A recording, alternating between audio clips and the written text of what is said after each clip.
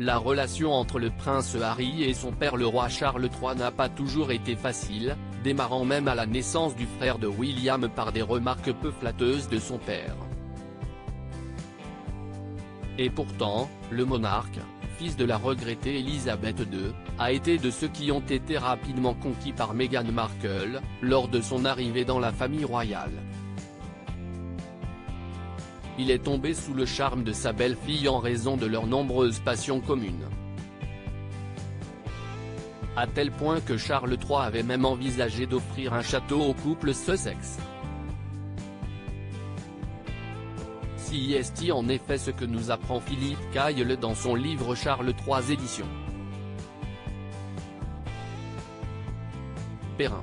Après leur mariage, le 19 mai 2018, Meghan Markle et le prince Harry font une apparition publique au cours d'une garden party réunissant les organisations caritatives soutenues par l'ex-prince de Galles, Charles.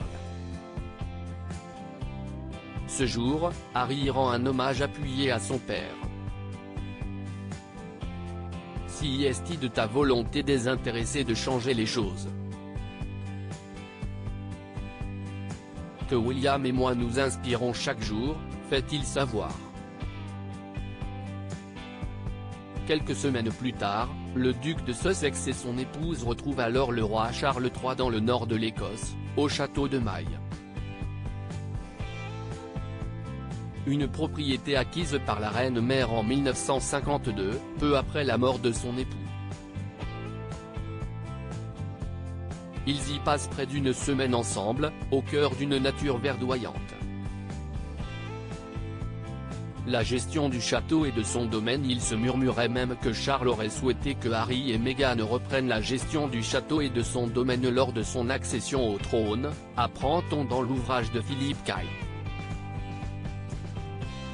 Il s'agit d'une des demeures les plus méconnues appartenant à la famille royale britannique. Il est situé dans l'ancien comté de Caithness, à une dizaine de kilomètres du village de John O'Groats qui marque l'extrémité nord des Highlands d'Écosse. Ce château fut la résidence préférée de la reine-mère Élisabeth. Le lien entre Charles, Harry et Meghan est très étroit, avait à cette époque confié un membre de la famille royale à Vanity Fair. C'était l'époque où tout allait bien outre-Manche, et où Kate Middleton, le prince William, Meghan Markle et le prince Harry étaient alors surnommés les Fab Four. Mais rapidement, les tensions vont alors se faire sentir dans ce quatuor. Et les deux frères décident ainsi de séparer leur cabinet. L'idée de laisser ce sublime château de Maille entre les mains des Sussex n'est donc jamais devenue publique.